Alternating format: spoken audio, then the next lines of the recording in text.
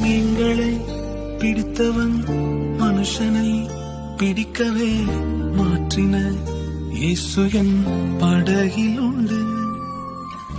நிச்சயம் ஒரு நாள் மறுதலிப்பேன் என்று அறிந்தும் அழைத்தவர் அருகில் உண்டு.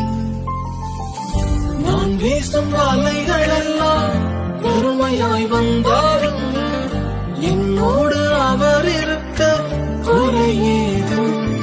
புயல் அடித்தாலும் அலை அடித்தாலும் என் துதிகள் ஓயாது. கரை தெரியாமல் கண்ணலைந்தாலும் என் துதிகள் ஓயாது.